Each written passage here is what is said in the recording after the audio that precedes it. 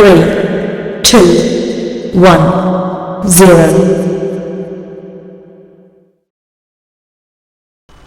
আসসালামু আলাইকুম, welcome back friends.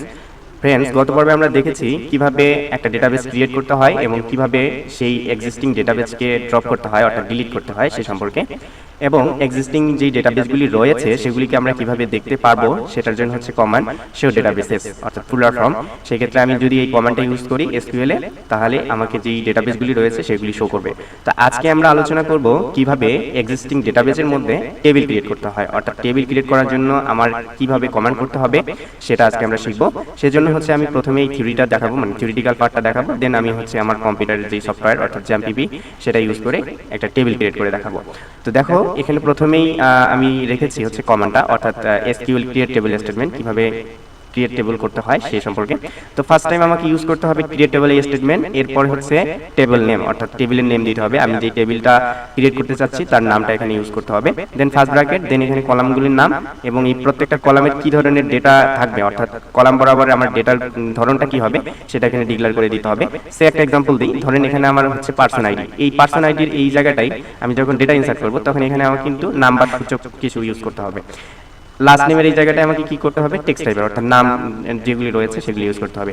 এই যে আমি নাম ইউজ করছি, এই যে আমি সংখ্যা ইউজ করছি, সেগুলোকে মূলত বলা হয় ডেটা টাইপ, অর্থাৎ আমি কি ধরনের ডেটাগুলো এখানে রাখবো কলামের মধ্যে সেটা আমাকে আগে এখানে ডিক্লেয়ার করে দিতে হবে।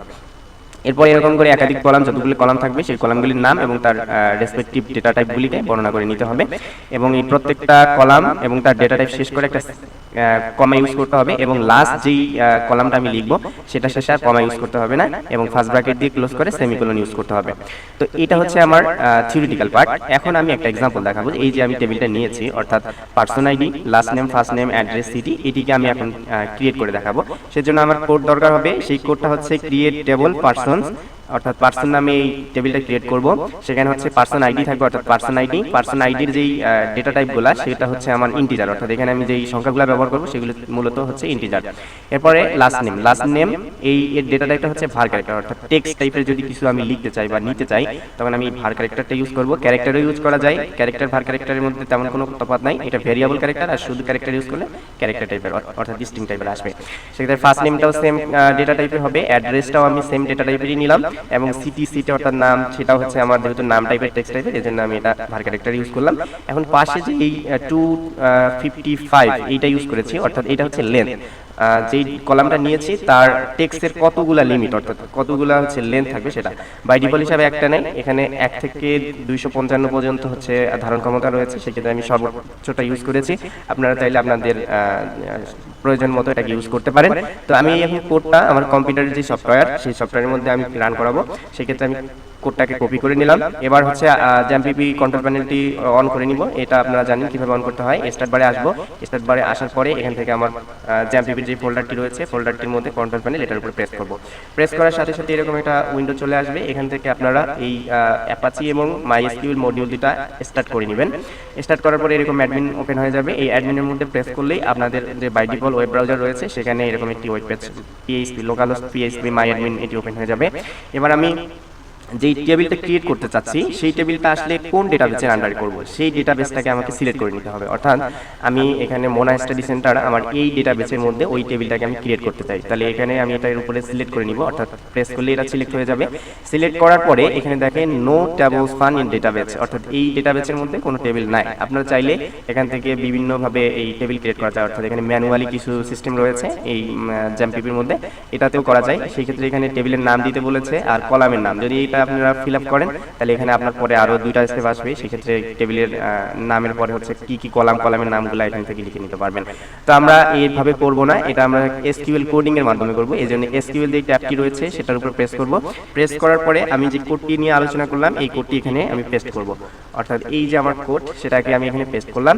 এবং পেস্ট করার পরে এখানে যদি আমি গোতে প্রেস করি তাহলে এই পার্সনস অর্থাৎ পার্সন নামে এই মোনা স্টাডি সেন্টারের আন্ডারে একটা টেবিল ক্রিয়েট হয়ে যাবে। একটু লক্ষ্য করবেন, দেখবেন যে আমি গো করার পরে এখানে লোডিং নেবে, লোডিং নেওয়ার পরে এখানে একটা আমার টেবিল শো হবে, অর্থাৎ এখানে এখন আমার একটা টেবিল শো হলো।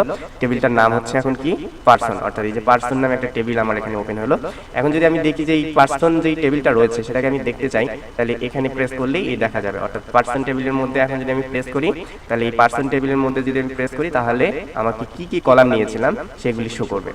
অর্থাৎ একটু লোডিং নেবে, এই যে person ID, last name, first name, address, city, অর্থাৎ কলামগুলির নাম, আমি যা যা কলাম নিয়েছি এখানে সেগুলি রয়েছে। চাইলে এটাকে আমি এসকিউএল কোডিং এর মাধ্যমে দেখতে পারি। এসকিউএল কোডিং এর মাধ্যমে দেখতে চাইলে অর্থাৎ আমাকে মোনা স্টাডি সেন্টারের উপরে সিলেক্ট করে নিতে হবে। সিলেক্ট করার পরে এসকিউএলে আসবো। এসকিউএলে আসার পরে এখানে একটা কোডিং লিখতে হবে, সেটা হচ্ছে সিলেক্ট ফ্রম স্টার ফ্রম হচ্ছে পার্সন, এটা আমাকে এখানে কোডিং করলেই আমাকে দেখাবে। অর্থাৎ এটা দিয়ে কি বোঝাচ্ছে, সিলেক্ট বোঝাচ্ছে যে সিলেক্ট সব সিলেক্ট করতে, স্টার দিয়ে হচ্ছে অল এলিমেন্ট সিলেক্ট করা বোঝায়, অর্থাৎ সিলেক্ট স্টার দিয়ে সব কিছুকে সিলেক্ট করবে। ফ্রম ফ্রম কোথায় থেকে, অর্থাৎ যে টেবিলটা রয়েছে টেবিলের নাম ইউজ করতে হবে ফ্রম পার্সন। এটা যদি আমি গো করে দিই অর্থাৎ রান করি, রান করার সাথে সাথে আমার এই টেবিলটা শো হবে। এখন এই টেবিলের মধ্যে কোনো ডেটা ইনসার্ট করা নাই, তো নেক্সট পর্বে আমরা দেখব কিভাবে ডেটা ইনসার্ট করতে হয়। অর্থাৎ এই যে আমি টেবিলটা নিলাম, এই টেবিলের মধ্যে এখন কিভাবে ডেটা ইনসার্ট করব, অর্থাৎ রো ওয়াইজ একজনের রেকর্ডটাকে আমি ইনক্লুড করব, সেটা আমরা দেখব নেক্সট পর্বে। আশা করি বুঝতে পেরেছেন এই টিউটোরিয়ালটি। যদি বুঝতে কোথাও অসুবিধা হয় অবশ্যই কমেন্ট সেকশনে কমেন্ট করবেন কোথায় বুঝতে অসুবিধা হলো। দেখা হচ্ছে নেক্সট পর্বে। ততক্ষণ পর্যন্ত সকলের সুস্বাস্থ্য এবং দীর্ঘায়ু কামনা করছি। আসসালামু আলাইকুম।